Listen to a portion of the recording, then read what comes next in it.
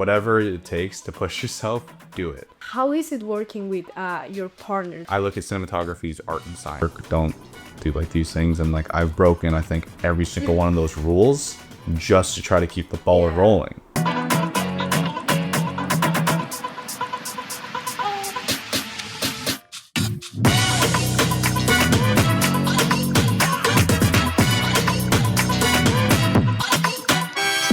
First of all, thank you so much for being here. Like, Thank you for I having me. really appreciate it.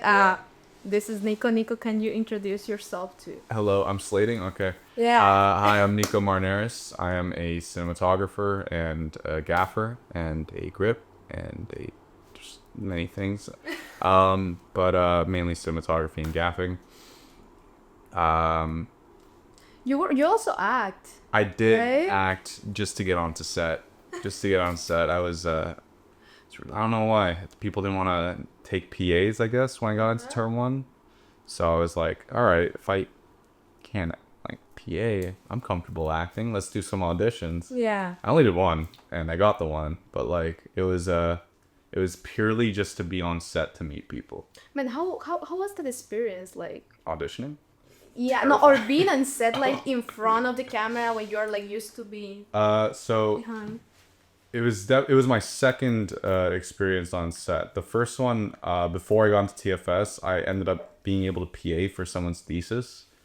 That was interesting. I thought it was awesome. Everyone else thought it was terrible. And then on the flip side of that, oh my god, I have a role. Not only do I have a role, I have the biggest role on set, and it's my second time on set. So it was weird. I've never been more stressed, like doing anything that I liked doing than I was when I was doing that, because I really like the script. Yeah, like I get, like decently like stressed, but like it's a good amount of pressure.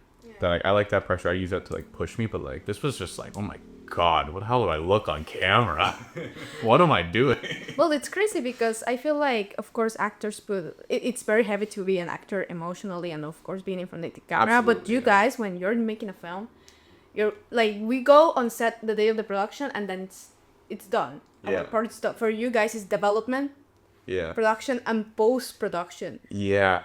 How do you guys Honestly, do it? I was gonna say, how do you guys do it? Because acting is insane. Like, you know what? Like, I can always delve into the technical in my job. Like, at the end of the day, like, we do art and science, right? I look at cinematography as art and science. A lot of cinematographers focus more on the science of it, like stops, like freaking pixels on their sensors, yada yada yada. But like, we're making art with it, right? There's no formula to it. But we can bank on some science. Acting, I see actors and I'm like, especially when I first did my first kind of like what we did the promo, like the dev promo for that film. You guys are like maniacs. Like, you just go and just say like screw it, and you're like, you build this character. And I'm like sitting here, I'm like, I don't know what my character does. I think he smokes. Let's carry a cigarette around, I guess. But yeah, like I will say, like, from that experience, to flip your question, I think that you guys do the crazy stuff. And I want to ask you, like, you talk about science and art. What do you think when you are like behind the camera? What do you go towards more? Like, you're more like technical, or definitely more art. I think when I first started DPing, I was very like intimidated because I did not know anything about cameras. Like, I knew like how to like kind of work them, but like on a technical level, like if two like camera people were talking, I would just not know what the hell they're talking about. But I think that like at the same time too, like none of that matters at the same time. Like at the end of the day, like your bit rate, like that's not gonna really factor into like how you're working at the time, right? And I could be wrong. I still don't know anything about cameras, but like I focus more on like what am I actually looking at. Stop getting caught up in the sort of things that I'm not seeing, and focus on the things I am seeing, and hire ACs who know more about camera, who can do that for me. So I like that. I think that like a lot of my success does come from that, because then I'm thinking more like the director, and because I'm thinking more like the director in that regard, I'm then able to better accomplish what the director wants. Yeah. And rather than think about what it's going to take technically. How did you start it as a cinematographer? Darren just gave me a shot. I forget why, but he just gave me a shot. You're like, you look like a DP. It's because I did Joanna's commercial in term 2. Personally, I don't know like if I did a good job at that. I barely remember that thing, but Darren saw it and he was like, "It looks really good. I want you on my camera team for this next project. Are we still friends?" I'm like, "Sure." And so I'm like, "Okay." I'm on his camera team. He's like, "How do you feel about DPing?" I'm like, "Yeah, man, sure." I just didn't want to act again, so I was like, "Sure." He's like, "All right, I want to make you my DP. I liked how you thing." I'm like, "Did Joanna's thing?" I was like, "Cool." And I remember my first day on that set, almost but not quite as stressed as I was playing Detective Stockford, but like pretty freaking stressed. Wow, but so you jumped from actor, like on set, from actor to DP, like right away. Yeah, for the same director. Yeah. Yeah, like he was going through the process of it was really cool though. I found like I definitely felt like I found myself more in it than I did like any other position, especially like acting. I think that like, you know, acting is like one of those weird things where it's like I only did that role. I got really lucky that role was something I was like able to just kind of find myself in because I'm interested in that sort of stuff. But like DOPing is like, oh wow, I'm really discovering myself in the process of learning how to do this thing, like doing the shot list, creating like the storyboards and the visual treatments and all that. Loved every step of it. Yeah. Right. Why film school? Why film school? Yeah. How did you decide that you were gonna? Honestly, I ask myself that a lot, and I'm like, but on like, and I get asked that a lot too. Every time I'm on set, it's the usual like, what film school you go to?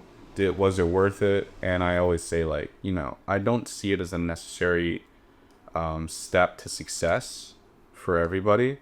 Like if you go to film school, I mean, we all went.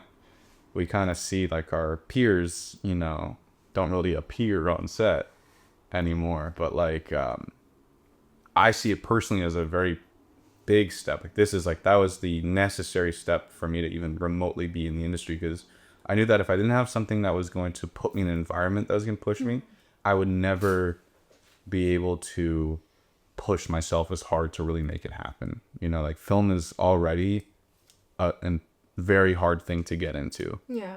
And it's even harder to start outside the door, and even harder to start outside the line to say door. And that's where I found myself. I was working in a bank. Very far away from film. Wow. Yeah, so I was like, I need to go to film school because I also need to figure out what I want to do too. Like I knew I wanted to direct, but I didn't know what that really entailed. And I went, and you know, like I also wanted to explore cinematography too, because that's like the first thing that really attached me to like filmmaking, was like understanding it through the lens and how the camera kind of plays a character in films. And so I needed the resource of people and equipment, and that's what I got out of film school. So that's my why for film school. I found it worthwhile. Well, you and Joanna created Grecolindo. Yeah. I hope I'm pronouncing it right. That's spot on. And well, first of all, congrats. Thank also, you. like Joanna, she's really talented, and I've seen what you guys have done, and it's amazing. We admire you a lot, guys. Thank you. I want to ask you about how is it working with your partner? That it's also like in the same, that you guys are both DPs. You guys understand each other like struggles. How is it like? It's actually that's a good question, because it's like it's really funny. It's like you never experience like this level of working so well and also not working so well with each other. It's because like for Joanna's film, right? that's our best work together, I believe. And, she's the director, I'm the DOP.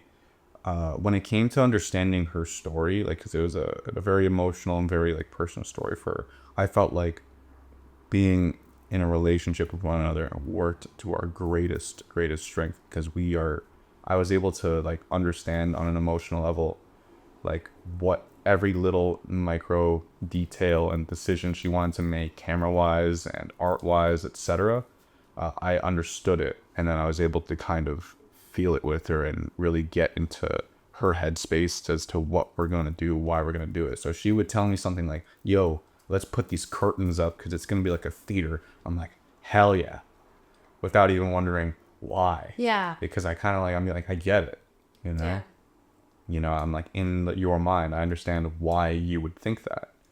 And then, like, when it came to, like, kind of, like, planning, it's like, we have differing opinions, right? Mm-hmm. We're both cinematographers, and we're both very, like, prideful in our work and really like to be hands-on. So for her, I think she was, like, trying not to DP it, right? And focus more on directing it. And for me, it was, like, also trying to DP it too, but not just, like, feeling like I'm just kind of running with the ideas. Rather, I'm actually contributing some of myself to this project too.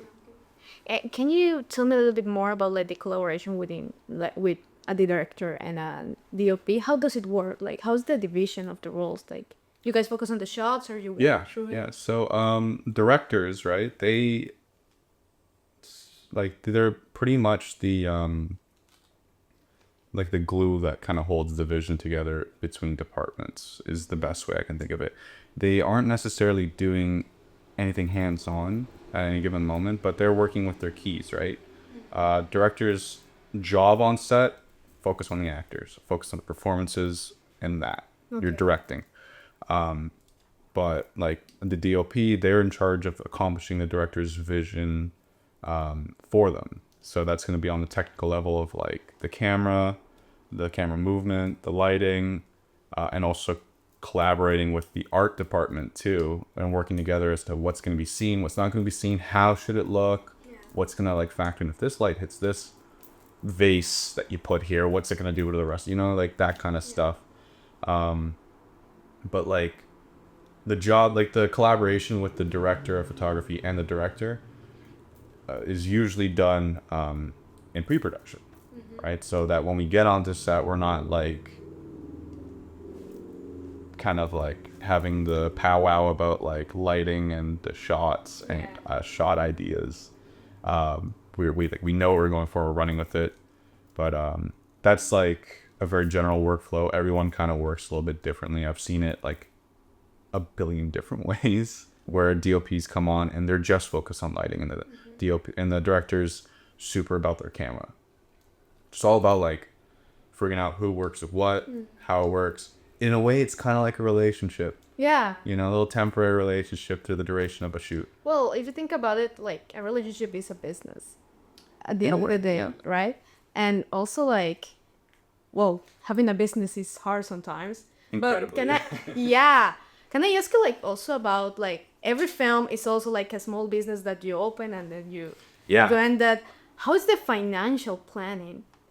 The financial planning is something I typically put off to someone else. I don't like doing it. But that's usually the producer's job. It is usually the producer's job. So basically, you get the producer, and they're just, like, your, not financier, but, like, they're in charge of basically how much this production is going to cost, why, so on and so forth. Managing the budget, right? And then also getting money too. Their job is basically getting us there, and getting us there costs money. Their job is money. So I like what you do say, though. It's like every little production is a business, and it is true. Like, you have your production company, but each production is like, you got to sell it. Yeah. You got to raise money for it. It needs to have, like, basically equity so that you can spend money within it to actually get stuff done, and then by the end of it, your little production that was a business is now a product that your bigger production company can then use to hopefully get some money back. Yeah. What have you learned from having a business? Hire people who are good at their jobs and like do the thing that you need them to do. Don't really get people who like say that they can do a bunch of things. Mm-hmm. They're great, but you know, if you have a team that's made up of a bunch of jack of all trades, no one's doing everything well enough. How do you know that someone knows how to? If it's them, you know, if I can see like how they find themselves in that role. You know, like I've worked with a lot of ACs, and I experienced that a lot of ACs want to be DPs. That's great for them, right? And that's good. But like, as a DP, I don't want to really hire ACs that like want to be DOPs, because then when we get on set, there's a bigger risk of them wanting to be more of a DP. While I'm already DPing, I'm like, I kind of need an AC today, guys. You know, so it's kind of like that. Like, and not to shoot down, don't have dreams and aspirations. Have them, right? But like, when it comes to like how I experience things, is like if I'm gonna get like a producer, I need to find the person who loves producing, and they're not an AD who can produce, right? If I'm gonna get a AC, I'm gonna gravitate towards the person who really likes ACing, right? Yeah, they want a DP, but they really like ACing. Like when they're gonna AC, they're gonna AC. They're not gonna like try to like climb wall on set or anything like that. Yeah. You told me that you're also a gaffer. You have gaffer. Yeah. For many films, and I feel like people who are not in film don't realize the importance of lighting. Yeah. How would you explain to someone like how important it is? So,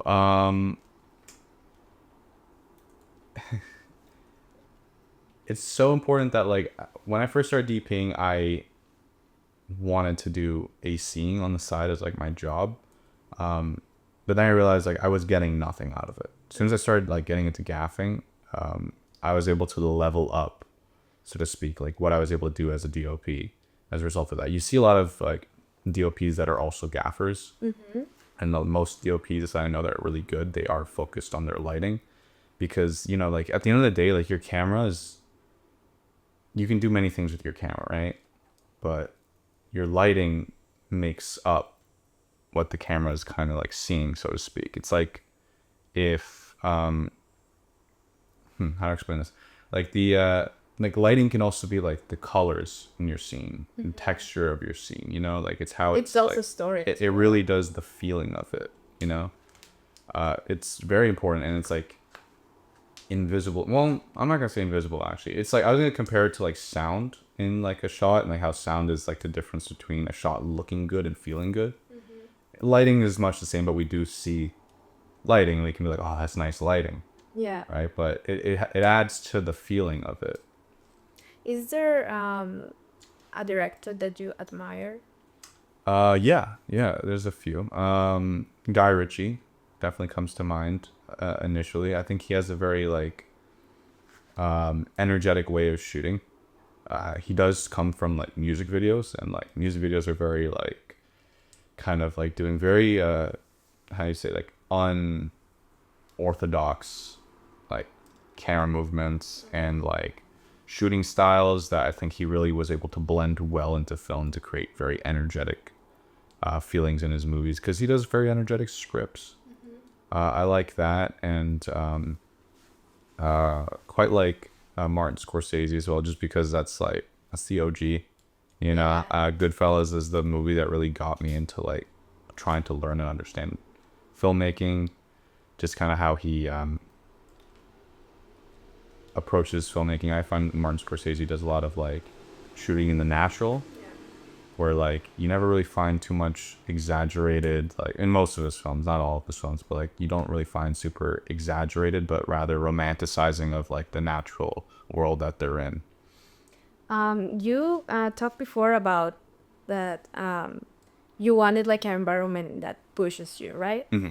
How do you keep motivating and pushing yourself in like an industry where you actually have to push it because it's like you're a freelancer for many projects.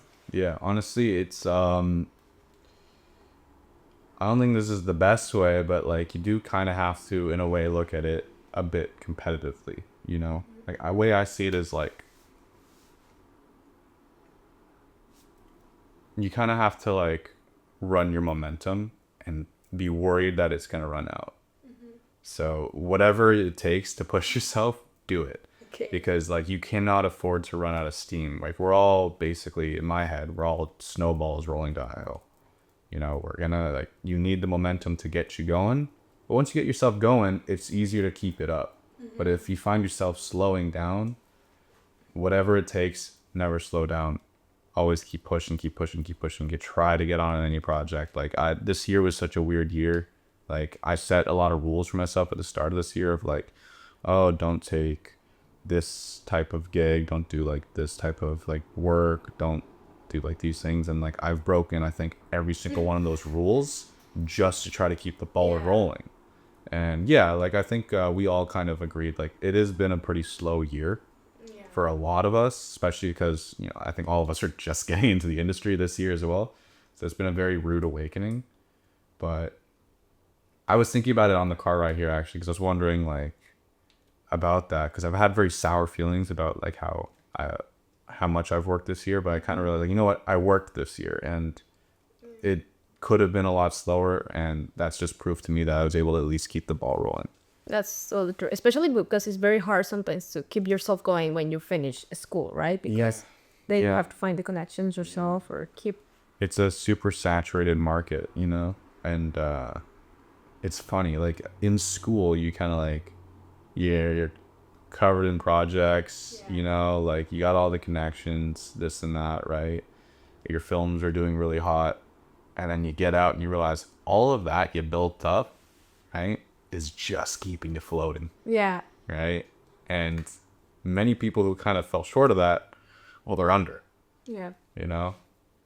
And like, you got to be grateful for that. Yeah. And even in these slumps, in these slow times, you got to be kind of grateful for that. And just, like I said, like whatever you do, keep your head above water, keep your ball rolling, just keep going. Well, in this year, what is the thing you're the proudest of?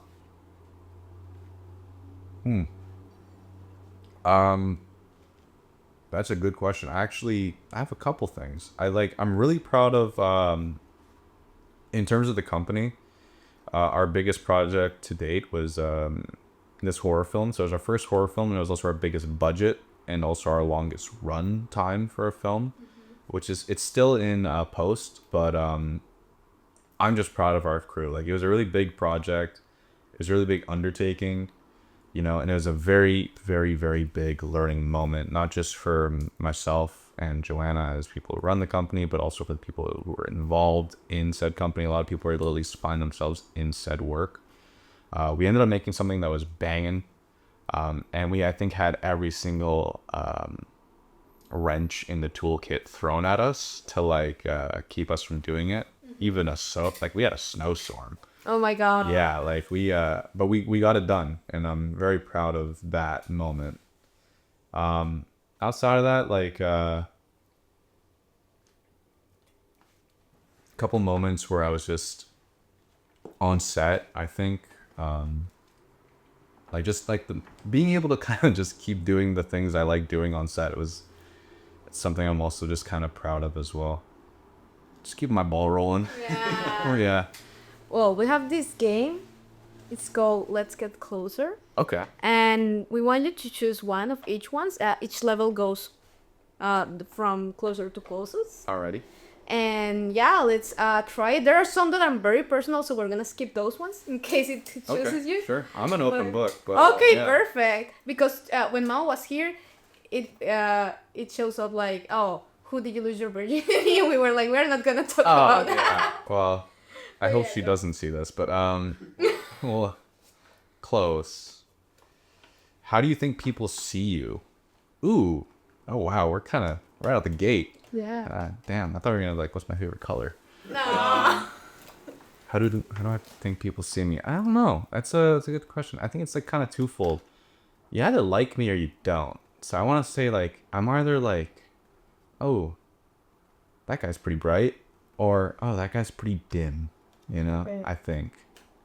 Like I don't know. I want to say like working on set. I tend to be buddies with people. You know, and I enjoy that aspect of it. Like I like making people laugh. You know, like I like to like talk, but I also like to educate people as well. Like if I feel like I know something and I see something that like is not right, I'll point it out. Like for instance, we had on this feature I was doing, we had a bunch of PAs who like, you know, they weren't good necessarily comparative to like crew, but like I also see that they can be good. They have the potential to be good, and just because we're not good now doesn't mean that they're useless, right? So I spent a lot of time like while I was working to also like show them how You have a teacher soul. yeah. I like people with teacher souls, and I like kind of teaching people stuff. I am an older brother. So That explains a lot. I grew up being like that with my younger brother, where it's just like I feel like I've then doubled kind of the value of what I've learned by being able to pass it on to somebody now who is also now able to do it. Yeah, partially because I showed them how, but you know, like it's like what do cells do when they like split? You know what I mean? It's kind of like that. Okay. Yeah. Next level. Next level. Do I have to draw from the front, or can I just? You can just take anyone. I can go from the middle here. Let's see. Wild Wait, card. that's Okay. There's no cameras for challenges, so. Oh, okay. Where'd you seen that? I love how you put it in the same like Yeah. spot. What or who do you need to let go of in life? Ooh.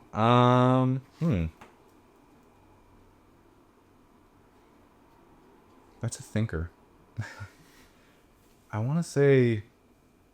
Actually, what I don't want to do is answer this too quickly. Take your time. Yeah. There's so many things. Honestly, like, I want to say like, I'm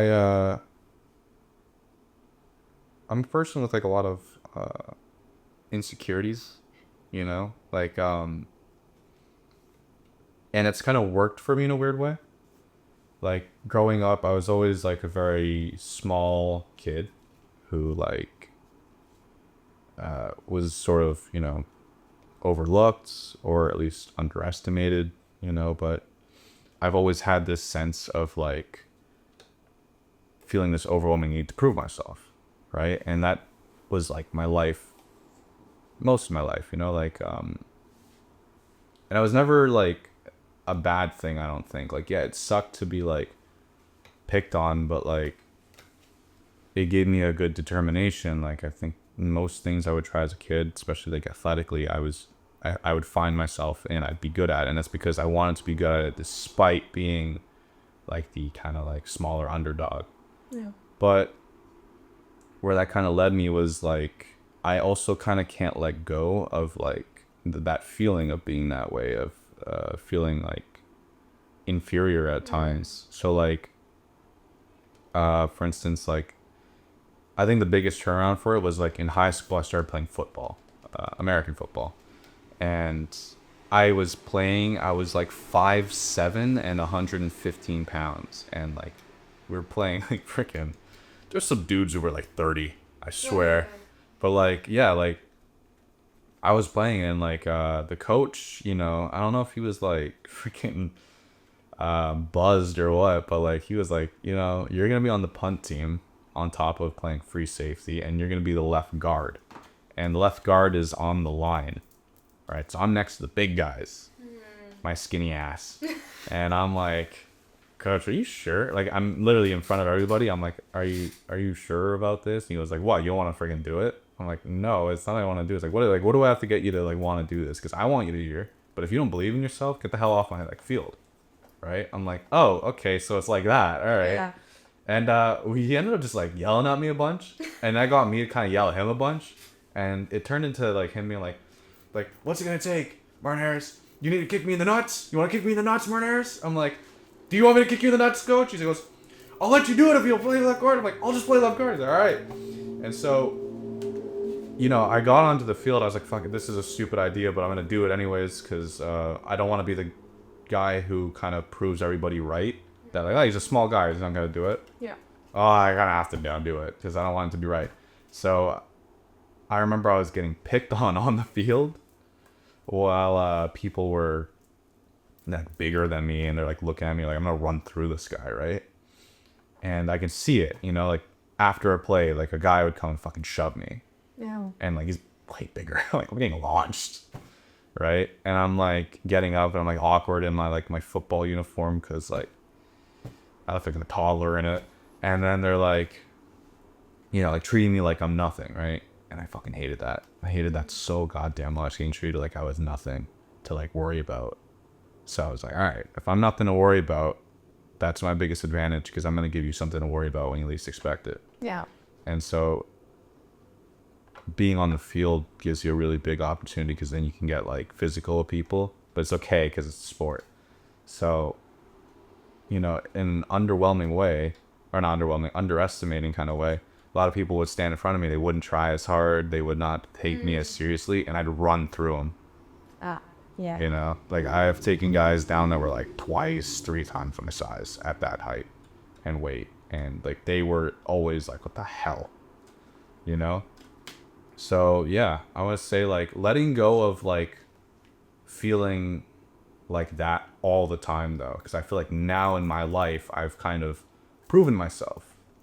You know, like I've done a lot, but I never really let myself have it. Mm-hmm. You know, like celebrate it. Yeah, like I don't feel like I'm always like worthy of kind of having these things or like, you know, like I'm like, yeah, I worked my butt off, but like could have worked harder.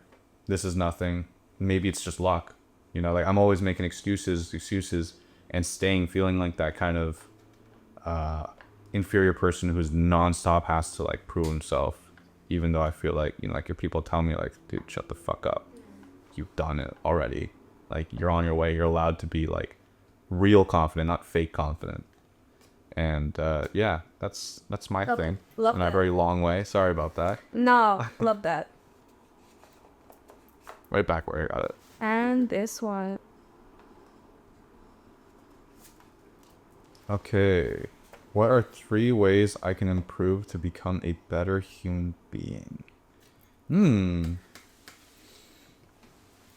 Okay. Yeah, this is one I'm actually kind of prepared for. For starters, immediately I'm like maybe stop telling people I don't know anything about cameras as a DP and start learning. It's one of those weird ones. Like I think that like getting into film is like the best decision I've ever made, but it has set me back in one way. It has made it so much harder to do things I'm not interested in doing. Because my life is now just doing things I'm interested in doing. I'm approaching camera and DPing in a way that only interests me. Right? Good. Awesome. I've had a lot of success doing that. Yeah. But I'm not challenging myself if I'm not at least trying to do... Like, I'm very limiting the types of challenges I can experience if I'm only doing things that interest me. Because typically things that interest you are things that you know you're good at or you feel like you can be good at. Yeah. Right? And, you know, I like a good challenge. But I think I'm being a little bit lazy about it. So I'd say immediately that. I don't know if that makes me a better human being, though. It makes you a better DP. Makes me a better DP, which I guess makes me a better human to work with. Second, I'm getting really caught up on the human being aspect of this. Like, should I do more charity? Like, I mean, like, I think you also answered that with the previous one about like letting your insecurities go. Yeah, kind of letting my insecurities go. Like, I think that like I also have a very competitive spirit too, right? And I think that like kind of going a little bit more broad here, I feel like a a lot of us, right, we feel like we have bad things about us, but in actuality, it's just a lot of good things. Like we all have a lot of good qualities that just tend to mix in poor ways that may be bad, you know, like being insecure is just a very extreme sense of having a sense of humility, you know. You're typically not insecure about things you're good at, right? But at its core, it's just having the humility to be like, I'm not quite good at that thing. And then I'm also a very competitive person, right? And that can also be a good thing too. Like, oh, I see how he's doing, right? Oh, I want to be like that, so I'm gonna go out there and I'm gonna get it, right? If he's gonna put up 5 points, I'm gonna put up 6. Me and my brother, for instance, in the gym, that's a very good example of that. Like, I see him, he's like, I got him into the gym and he fucking kicked my ass. No way. Yeah. Gee, this kid's huge. But yeah, like seeing how he's doing though, I'm like, all right, well, we're the same genetically. Yeah. So you can, I can. And so we kind of like, we had this thing where it was a constant back and forth, and that's awesome, right? But I think a bad way that those two things can mix is if you're competitive, but you're also like, it makes you insecure. So you start reflecting those insecurities onto your people like consider competition, right? And then that's bad. It makes it toxic, right? Of course, it's how you take it, right? How you focus it. So I think that like one thing to improve on being a better human being is really reflecting on all those things that you feel like you're doing bad, that you need to improve, and maybe thinking, maybe I need adjustments. Maybe these two things are too intersected and they're good individually. You know, I'd say that. And I think the last thing is just not being so goddamn critical. You know, like personally critical. Yeah. I mean, if you're very personally critical, that makes you very outwardly critical as well. Totally. Those people are always like that, you know, and I find myself like that. Like if I'm being very critical of myself, I'm very intolerant, we'll say, to like behaviors of others. Yeah. Right? Does that reflect like in all the aspects of your life, or just like work focused? Like I think it's just a big old thing, because like it's if you're very personally critical, right? So there's this book, right? Actually, we'll start here. There's this book I read in grade 12. It was part of like a co-op placement, and I don't remember the author, but it's the name of the book is What to Say When Talking to Yourself. What it dives into basically is that, like, you know, without knowing it, we've been kind of tailored to have a lot of negative self-talk about ourselves, right? And it could be the smallest things, but we typically speak to ourselves and we complain. Wake up in the morning, it's like, I don't want to go to work. That's negative. You wake up in the morning like, oh, I slept like shit. It's true, but it's negative, right? You make a mistake, oh, you idiot, to yourself, right? Those things, they compile and they change the working of your brain, right? Like, you become that thing outwardly now. So now you don't have good things to say about yourself. It makes it hard to say good things about other people, right? To experience good things around you, right? So that work needs to be done from within, right? It made a comparison in the book of like the brain is sort of like a computer, right? And that with every single negative self conversation you have, you're writing lines of code, right? Yeah. Eventually your computer is going to be programmed to really only be able to do one thing, and that's not going to be a good thing. Oh. Yeah, it's totally true. Yeah. But I'd say that like easing on the criticalness of the self makes everyone better people. Yeah, totally. Yeah. Okay. Thank you so much. Yeah, no problem. Thank you so much for being here. Your card. Yeah, thank you so much for seeing us. Where can we find you? Like, if you want to give your social media. My Instagram is just Nico Marneris, NicoMarneris, or check out Grecolindo, Grecolindo. That's it. That's it. Thank you so much. Thank you for having me. Thank you so much.